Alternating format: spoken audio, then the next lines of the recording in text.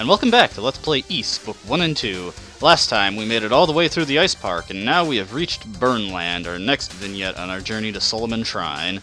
So, let's waste no time and just get started. Now, last time we saw that we do indeed feel like someone is watching us, but there is no obvious indication that anyone is here. Doesn't seem to be anything evil, though. Definitely a demon, though, not a human. Hey, what's over here? Aha! The Rhoda-tree leaf. What does this do? That'll come up in a little bit.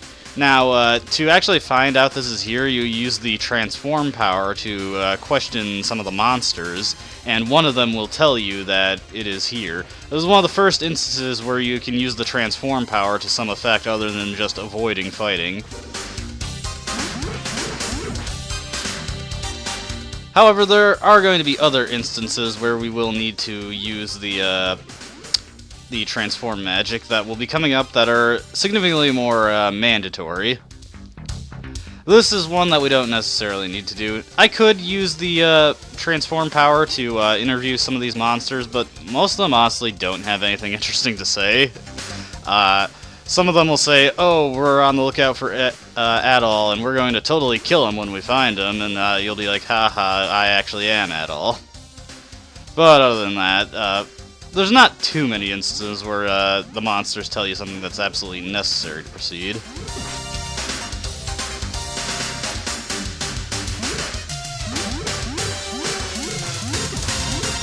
Now that we have the fire magic, you may have noticed that it's just way easier to dispatch monsters without getting retaliated in turn. It's just a really nice thing to have after having to go through all of East 1 and just getting killed trying to actually damage the monsters.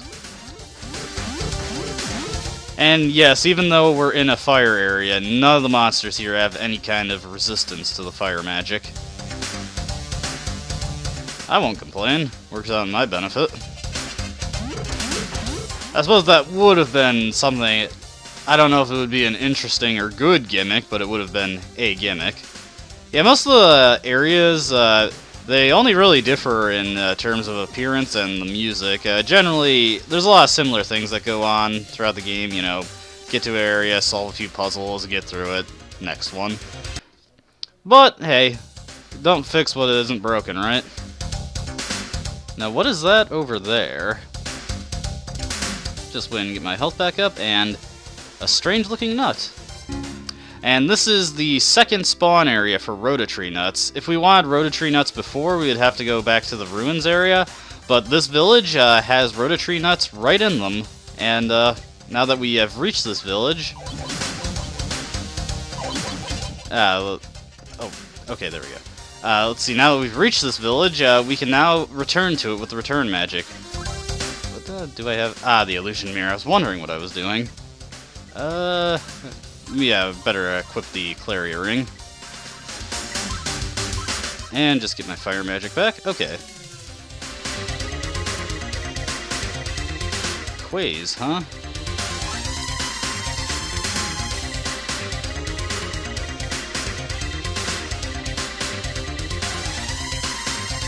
So it looks like that these Quays were originally just regular old animals, but they got transformed into monsters through some kind of spell.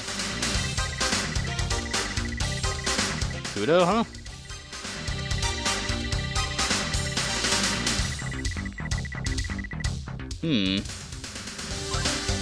Maybe we should talk to him. He might know something.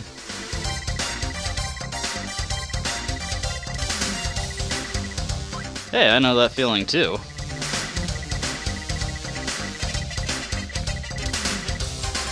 I think either just reaching this village in general, or at least one of the things you do here, will actually allow us to find what is causing that strange feeling.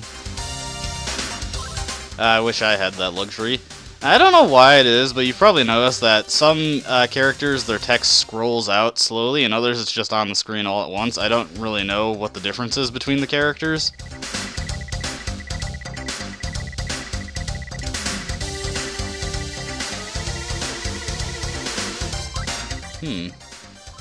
Yeah, the bridge doesn't really look that broken. I mean, I guess just the winch specifically, but you'd think that'd be something that's easy to fix. I wonder. Now, we can talk to monsters when we're under the effect of the transform magic, but how would people react to us if we were under the effects of the transform magic?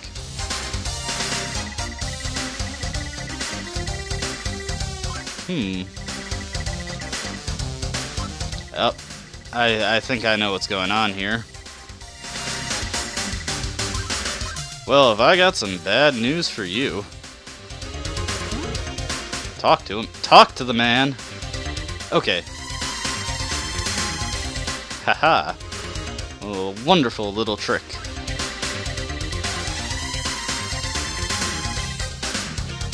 So it looks like Kudo's son has been taken by the goons, and he made some sort of deal with them that if he can get me to leave, he'll get his son back.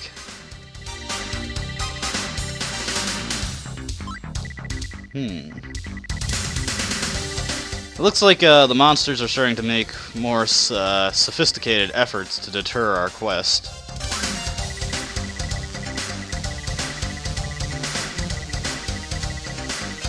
Tarf? What kind of name is Tarf? Oh, whatever. So yeah, this is the quest for Burnland. We can't get through until we rescue Tarf. Whisper earrings, huh? Oh, that's an interesting little item. We'll see if we can find a way to use these. Alright, now that we've made it to Burn Village, we've actually got a couple things we can do. Oh, sorry. Yeah, talk faster. But the first and more pressing thing is now that we have the Whisper Earrings, we can actually go rescue this kid Tarf.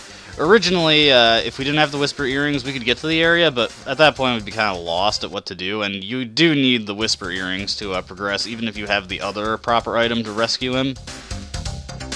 The other thing we can do is we can go back to that initial area, and when you were first there, if you rang the evil bell, it wouldn't do anything, but now if we go back there and ring the evil bell, it should bring out some interesting new characters. There we go, level up. I'm actually going to be looking to get a couple levels, because the boss at the end of Burnland is actually probably one of the tougher ones in the game. I don't know if I'd say he's the toughest, but he's definitely up there.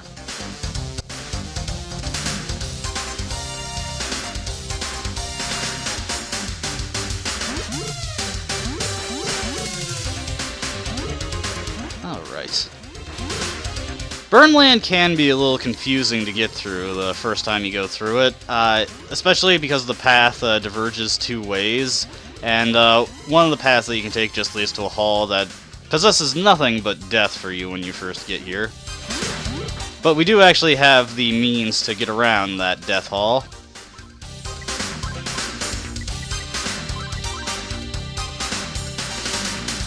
The Cape of Holy Spirit is just such a useful item.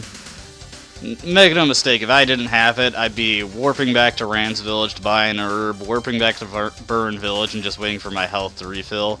It really expedites a lot of the game. I was so mad that I missed it completely on my first playthrough, but can you blame me? It is not exactly obvious that it's there when you pass by it.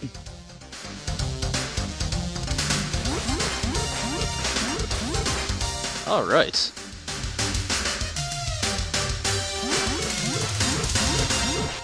Okay, so first order of business, let's head back to the beginning.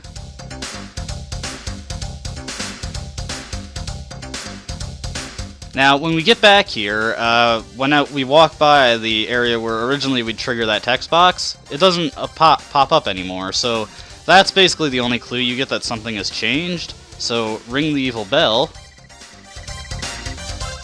And yeah, you have to specifically get that information from Kudo before you can do this. So these are the quays. Passage of toxic gas. Sounds inviting. Aha! So if we have the Rototree leaf on our person, we can get through that gas safely. I wasn't attacking, was I?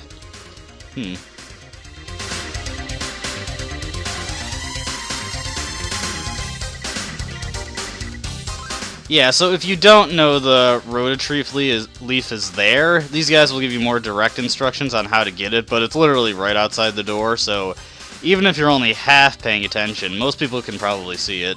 Although the purpose of it isn't revealed to you until either you talk to those guys or you talk to the monster who tells you what it does. I forget which monster species tells you that they hid the Rototree leaf. I mean, I suppose I could just talk to them all, but that would just slow this down even more.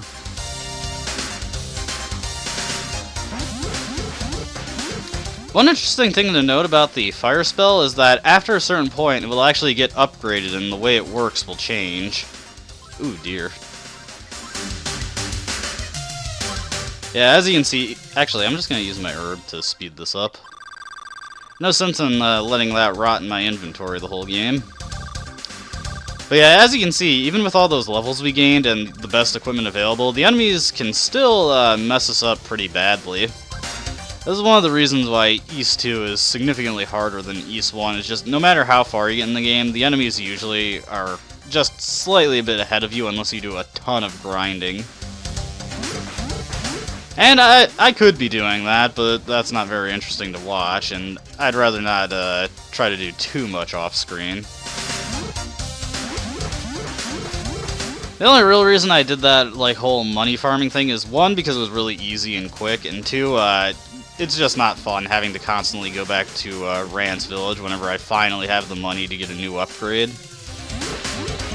Especially because it's very easy to actually get to the point where you've progressed enough that you have all the... You actually got to the next area with better upgrades compared to the ones that you can get in Rand's village. Now, the Rototree leaf is an item that you specifically need to have equipped in your inventory when you pass through this area. If you don't have it equipped but have it in your inventory, you still take damage.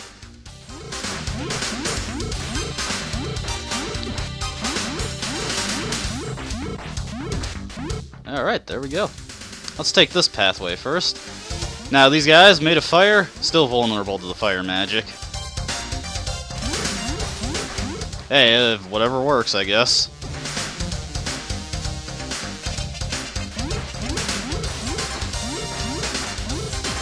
Now, there's only one thing at the end of this hallway. This guy is guarding a chest, and this guy actually is immune to the fire spell. So we've got to do the classic, try and run into the guy without getting killed. But his rather odd hitbox makes it an easy task. I was actually surprised at how well that went. I assumed I was going to get sent flying back and would have to, I don't know, just do this multiple times and put on the Cape of the Holy Spirit. Maybe they made that guy easier to hit just because they realized that most people won't have the Cape of the Holy Spirit at this point.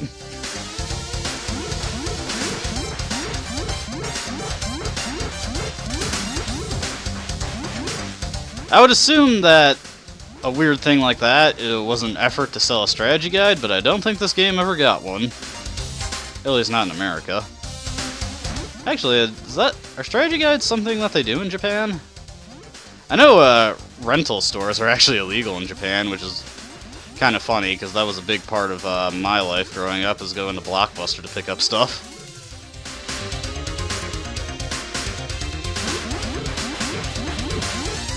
Alright.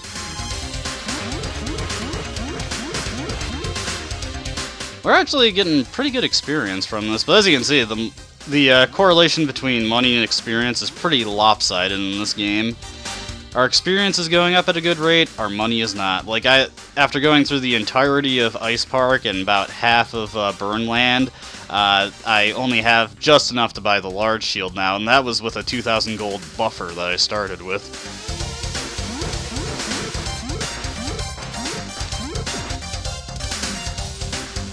Alright, so at the end of this hallway, this looks a little different. And there's a crack in the wall that we can't quite fit through. But perhaps if someone's in there, we'd be able to hear them. So let's equip those whisper earrings. Aha!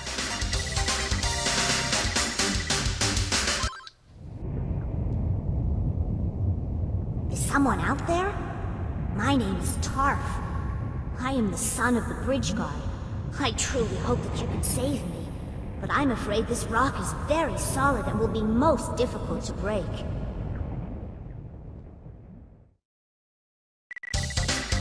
Alright, so we found Tarf. It looks like he's trapped in here with a monster? Ah, a talking monster. Or at least a monster that can speak human language. And he has a surprisingly boring name.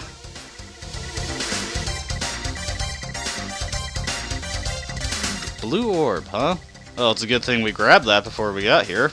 Alright, so let's get the blue orb. Hand it over.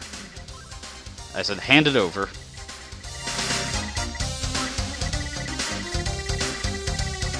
So, I'm not exactly sure what this crack looks like from Adol's perspective, but apparently it's big enough that he can fit this blue orb through it.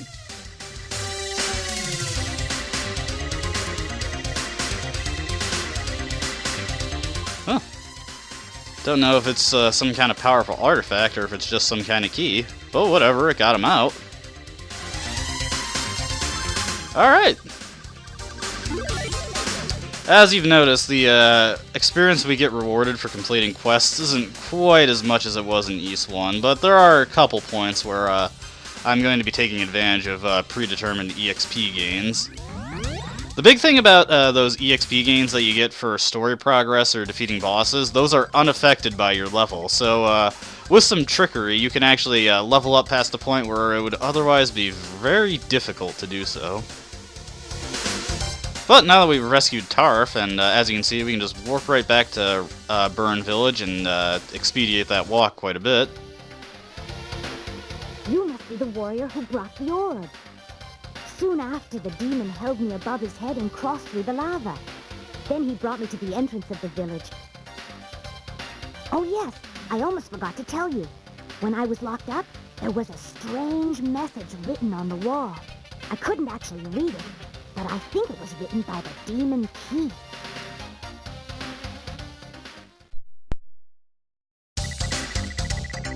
Alright, so after that, a little bit of information from Tarf. Yeah, but, you know, adventurers gotta adventure, Tarf. I gotta go on my way. And it looks like we've gotten Kudo's forgiveness.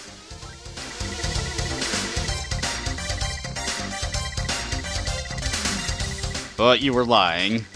Aha, I knew it. Hey, it's all water under the bridge. Or lava in this case, I suppose. What it's like to live in a village inside a volcano. But now that we've passed Burn Village, we've now got some new enemies to face. They're pretty similar to the enemies we just fought, like most enemies in this game. One thing to know about Burn Village, as you probably noticed, there are absolutely no shops in it. The big use of Burn Village after you've passed it is that it has a Rototree nut right inside. Oh, hey! We actually got our first fire spell upgrade, I just noticed. Alright, so before the fireball spell would just dissipate whenever it hit a target, but now as you can see it sticks around and pushes the target back. Now this is actually really useful because now if you've got a decent stretch of land going, you can just hit an enemy with a fire spell, it drags them back and hits them for way more damage than just lobbing constant fireball spells at them would.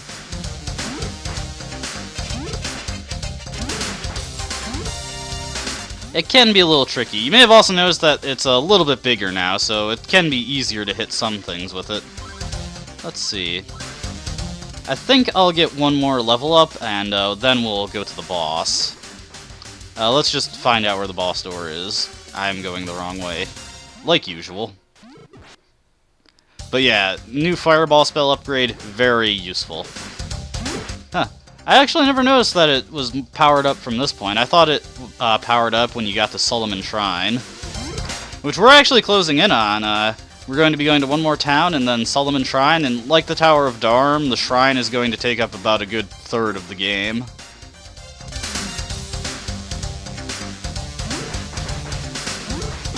Now that is a cool looking monster.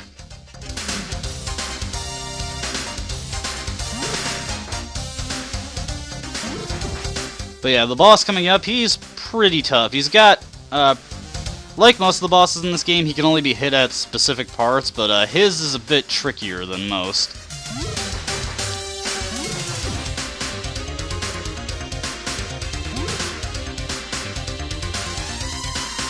Alright, hold on. Let's line this up. There we go. Half his health right there. The path to the boss is longer than I remember. But I tend to misremember a lot of things in games, especially when I'm trying to record them for future posterity. Come over here. Ah, there we go. Okay, this will actually be a pretty good grinding spot, because we're just right in front of the door. Alright, so this shouldn't take too long. I'll just leave this in, and, well, how have you guys been doing? Let's see. I haven't been doing too terribly much. Mostly just working. Been getting back into Devil May Cry 4. Got to mission 19, which of course has the obligatory boss rush, but this time they decided to put it behind a dice minigame, which everyone hates. I do too. Trying to figure out how that dice works. Is it like, do you have to hit it a specific number of times per dice block and it each gets a different result, or are you supposed to really just try and figure when you're hitting it what number it'll land on? But yeah, I can definitely see why people were pretty underwhelmed with the part with Dante in that game, since when I assumed that he had his own separate story, but it was just like going through Nero's level in reverse order. But no, he literally just walks backwards through all the levels he just went through as Nero. I mean, I guess that makes sense, because you saw those statues that only Dante could break, but it was definitely lamer than I thought it was going to be. But it's a very fun game. Nero's pretty interesting to control. I definitely like the style switching, but I don't like Dante's weapon arsenal compared to the one he had in DMC3. That's another game I need to get back into. I only ever beat it on normal mode, and that was in Special Edition. There we go.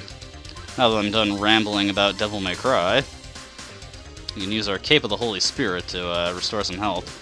One really nice thing about the Cape of the Holy Spirit is that since it's an item now, you don't have to sacrifice any of your other equipment effects to get it. Although, on the downside, there isn't really any rings in this game, so I guess it's not as huge of an issue.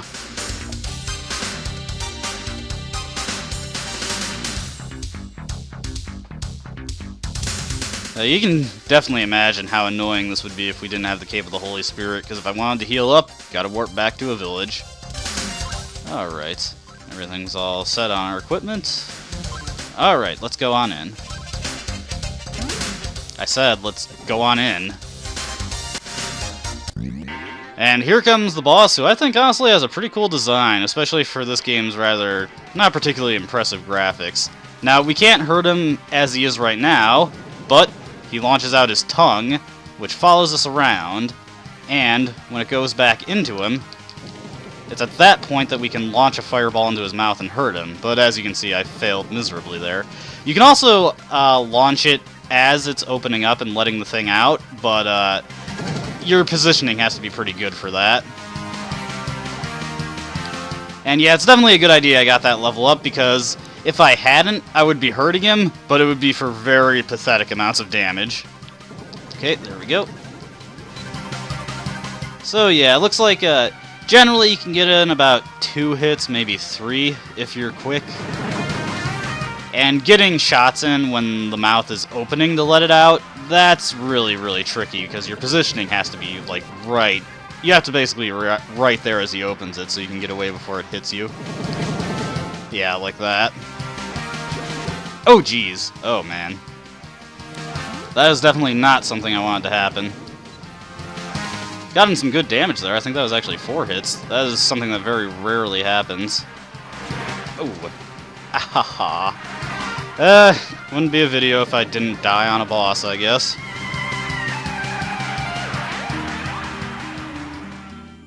Although, unlike the last boss, this boss actually has the excuse of being kinda tough. The other one was just embarrassing. I can't believe that happened.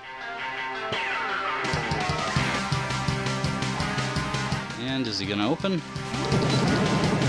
Looks like I got 1 shot in.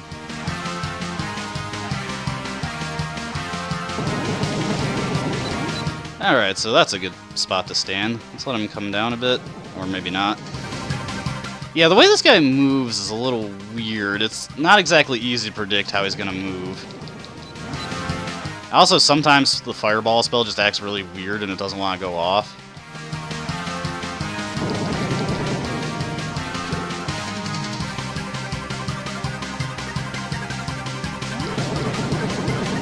Alright, we've done more damage to him than he has done to us at this point. Yeah, this is definitely one of the slower boss fights in the game. Okay, let's get out of here. Alright, I think I'm getting the timing down on this. I better not eat my words in the near future, because that would make me very sad.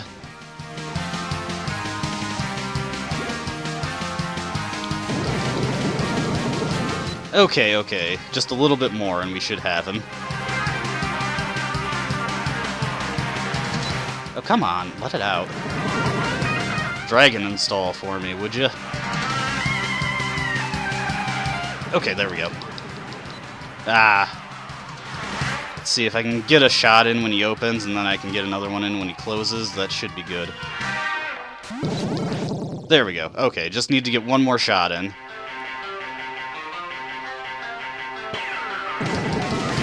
There we go. Okay, so that was definitely much better than the first attempt.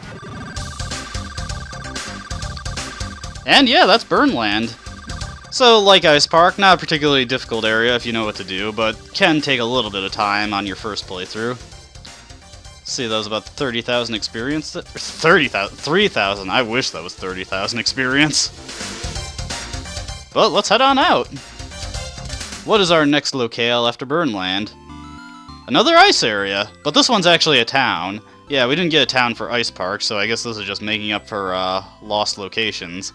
But that'll be enough for this video. I hope you enjoyed watching, and please, come back next time. I hope to see you then.